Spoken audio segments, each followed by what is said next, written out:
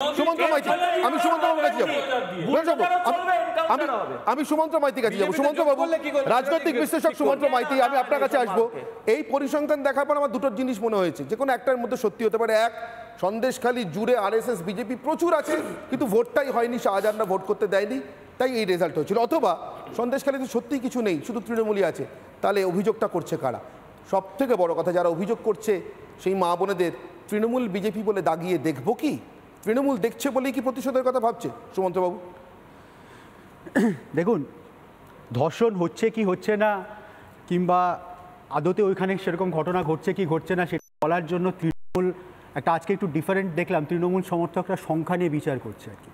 তো সংখ্যা স্ট্যাটিস্টিক্স নিয়ে বিচার করছে। ভালো, শিক্ষিত তৃণমূলদের তো একটু অভাব আছে, তারা শুধু চেঁচাতে পারেন। আজকে তৃণমূলরা আজকে সংখ্যাতত্ত্ব নিয়ে বিচার করছে, সেটা দেখেও ভালো লাগে। এখন প্রশ্নটা হচ্ছে, সংখ্যাতত্ত্ব একটা খুব ফুলস প্যারাডাইসে বাস করা, জানেন তো। 10 জনের মধ্যে একজন হলেও সেটা 10%, আবার 100 জনের মধ্যে 10 জন হলেও সেটা 10%।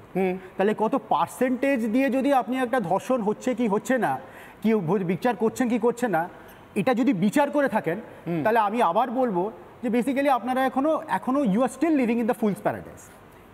আমি সংখ্যাতত্ত্বের বিচারে যাচ্ছি না, আমি কোয়ান্টিটেটিভ বিচারেই যাচ্ছি না। আমি শুধু একটাই কথা বলছি, সংখ্যাতত্ত্বের বাইরেও একটা জিনিস আছে, সেটা হচ্ছে মনুষ্যত্ববোধ। 8 লক্ষ কোটি টাকা ঋণ ছড়িয়ে গেছে আমাদের মুখ্যমন্ত্রী। আমি ব্যক্তিগতভাবে মনে করি, গত কয়েকদিন ধরে সন্দেশখালীতে যে ঘটনা ঘটেছে, একমাত্র এইটার সঙ্গে তুলনীয় হচ্ছে আইসিস যেভাবে মেয়েদের তুলে নিয়ে যৌনদাসী করে রাখে। এর বাইরে এই সরকারকে আমি কোনো এক মুহূর্তে, বিশ্লেষক বাদ দিন, সামান্য একজন মানুষ হিসেবে বলতে চাইছি যে এই মুহূর্তে আমরা যারা বসে আছি, আমি অত্যাচারিত নই, কিংবা মণিশঙ্কর বাবুও মানে ধর্ষক নন, কেউ আমরা নই, আমরা আলোচনা করছি। কিন্তু এই আলোচনার মধ্যেও এই যে সংখ্যাতত্ত্ব, এই যে তর্ক বিতর্ক পক্ষে বিপক্ষে আসছে না, এর পরিপ্রেক্ষিতে একটা কথাই বলতে রাজি আছি, যে এটা অন্তত পক্ষে বিপক্ষে বলার জায়গা নয় স্যার, এটা মনুষ্যত্বের জায়গা। এই যে এবং এত 8 লক্ষ কোটি টাকা ঋণটার বাদেও এই যে আমি এইটা কথাটা বললাম, ঠিক এই যে তুলে নিয়ে যাওয়া হচ্ছে, শুধু যৌনদাসীদের মতো ব্যবহার করা হচ্ছে, একমাত্র তুল্য হচ্ছে আইসিস। এই যে বাংলার মুখ পোড়ানো হচ্ছে, এর ঋণ কোথায় শোধ করা হবে? এর ঋণ কোথায় শোধ করবেন মমতা ব্যানার্জি? এই কথাটা আপনি আমাকে বলুন। বেশ, এটা ছাড়াও আরো একটা কথা আছে, আমি শেষ করি। আমি দর্শকদের কাছে প্রশ্ন করেছিলাম, আপনি মাফিয়া বন্ধু বলছেন, ঠিক, আপনি মাফিয়া বন্ধু বলছেন। শুনুন, মাফিয়া বন্ধু বলে কোনো কথা হয় না, মাফিয়া রাজ কথাটা ইউজ করুন। শিবু হাজরা, শেখ শাহজাহান, এরা হচ্ছে বেসিক্যালি গানম্যান। এরা হচ্ছে প্রথম কথা ওপর তলার মাফিয়া রাজটা যেটা হচ্ছে, সেই মাফিয়া রাজের হচ্ছে এরা একটা এক্সিকিউশনার। যদি পড়েন পাবলো এসকোবারের গল্প পড়েন, কিংবা দাউদ ইব্রাহিমের গল্প পড়েন, এরা হচ্ছে সিম্পলি ভিকি মালহোত্রা কিংবা ভিকি সিং এর মতো শার্প শুটার। ঠিক, এর মধ্যে যদি এরা কিন্তু মাথায় চলে না। অতএব এরকম নয় যে যেরকম আমরা ভাবছি, যে আমাদের প্রবলেমটা হচ্ছে, আমরা একদিকে একজন সো কল্ড তথাকথিত কোট আনকোট জননেত্রী আছেন, যিনি একজন ক্ষমতার ভর কেন্দ্রে আছেন, আর আরেকদিকে আছে কোট অনকোট আছে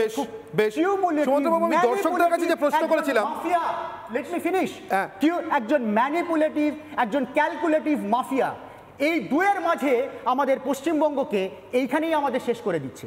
একদিকে মাফিয়া রাজ, একদিকে তথাকথিত কোট আনকোট গণতান্ত্রিক পদ্ধতিতে নেত্রী, এবং এইটা করতে গিয়ে যেটা তৈরি হচ্ছে, সেটাই আজকে আমাদের সন্দেশখালী। আমি দর্শকদের কাছে প্রশ্ন করেছিলাম ঠিক এটার উপরে দাঁড়িয়ে, সন্দেশখালীর মেয়েরা যেভাবে মুখের ঢাকা ছেড়ে এগিয়ে এসছেন, তার পরিপ্রেক্ষিতে নারী শক্তির রোষেই ছাড়খাড় হবে তৃণমূল।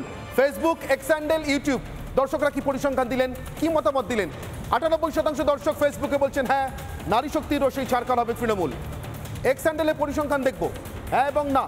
এখানে 49% মানুষ বলছেন নারী শক্তির রোষেই ছাড়খাড় হবে তৃণমূল, 11% অন্যরকম মনে করছেন। ইউটিউবের পরিসংখ্যানে নজর রাখবো, 24,000-এরও বেশি দর্শক রায় দিয়েছেন, 96% তাদের মধ্যে বলেছেন হ্যাঁ, নারী শক্তির রোষেই ছাড়খাড় হবে তৃণমূল, 4% বলছেন না। আমি সরাসরি চলে যাব মুর্শিদাবাদে, কান্দি থেকে আমার সঙ্গে রয়েছেন সিপিআই নেতা অনির্বাণ চৌধুরী। অনির্বাণ, কিছুক্ষণ আগে বিমল শঙ্করবাবু প্রকাশ্যে টেলিভিশন চ্যানেলে বললেন, আমি সিপিএমের অত্যাচার দেখে উপায় ছিল না, নেমেছিলাম, কিন্তু ক্ষমা চাইছি আজকে, জানতাম না এমন মাফিয়া রাজ কায়েম হবে। কিন্তু মাফিয়া রাজের তো শেষ আছে। আপনার সন্দেশকালীন মেয়েদের মায়েদের চেহারা দেখে কি মনে হচ্ছে, এরাই শেষ করছেন, এরাই শেষ করবেন? দেখুন, সিপিএম বা বামফ্রন্টের অত্যাচার কি অত্যাচার নয়, এটা তো আজকের আলোচনার বিষয় নয়। এটা আলোচনা করতে গেলে আজকের ঘটনাটাকে লঘু করে দেখা হয়।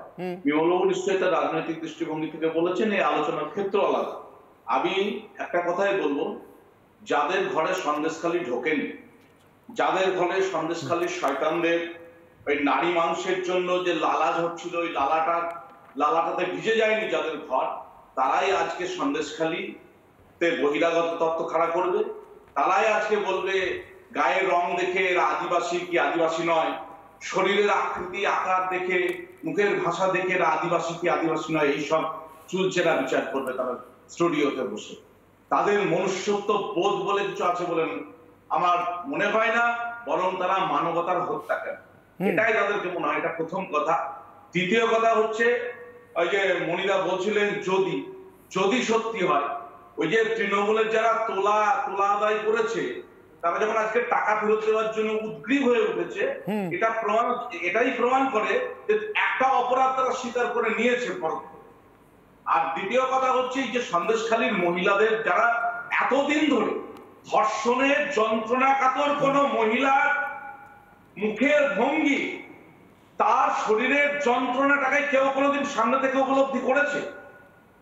যদি কেউ করে থাকে, তাহলে আজকে তারা নিষ্ঠুরের মতো একটা, তাদের মধ্যে যেন পাশব বৃত্তি বেরোচ্ছে, একটা পাশব শক্তিকে আড়াল করতে চাইছে তারা।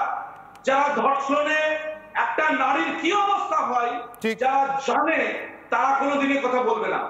সন্দেশখালী আজকে গর্জে উঠেছে। সন্দেশখালীর মেয়েরা দীর্ঘদিন ধরে তারা কি যন্ত্রণা, অকথ্য যন্ত্রণা সহ্য করেছে। কোন পুলিশের কাছে যাবে তারা? আজকেও পুলিশ দুষ্কৃতীদের নিয়ে ঘুরছে।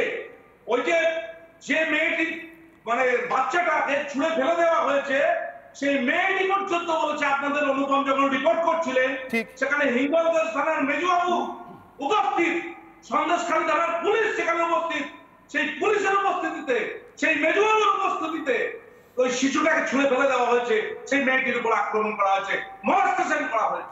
আমার সময় একেবারে শেষ, অনির্বাণ, আমার সময় একেবারে শেষ। আমি কাউকে সময় দিতে পারছি না, আমি প্রত্যেকের কাছে ক্ষমা চাইছি, কিন্তু আমি শুধু শেষ করবো একজনের কথা বলি, এ রাজ্যের মুখ্যমন্ত্রীর কথা বলি শেষ করব। বাংলা নিজের মেয়েকে চায় বলে 3 বছর আগে যিনি ব্যাপক প্রচার করে ক্ষমতায় এসেছিলেন, এবং যিনি এতটাই নারী শক্তির ভক্ত, মা দুর্গা, মা চণ্ডীর ভক্ত, যে মহালয়ার আগে থেকে দুর্গাপুজোর উদ্বোধন শুরু করে। আমি তার জন্যই এই লাইনগুলো ছেড়ে যাচ্ছি, একেবারে শ্রী শ্রী চণ্ডী থেকে। মুখ্যমন্ত্রী জানেন কোথায়, কখন, কার উদ্দেশ্যে এগুলো বলা হয়েছে। গর্জ গর্জ খনং মূঢ় মধু যাবৎ পিবাম্যহম ময়া তৈ হতয়েত্তৈব গর্জিয়া তাংশ দেবতা। ওরে মূঢ়, যতক্ষণ আমি মধু পান করছি ততক্ষণ তুই গর্জন করে নে, আমি তোকে বধ করলেই দেবতারা এখানে শীঘ্রই গর্জন করবে। সন্দেশখালী দেবতার গর্জন আসছে, অপেক্ষা করো, এবার যাও। অনির্বাণের অগ্নিবাণ এখানেই শেষ।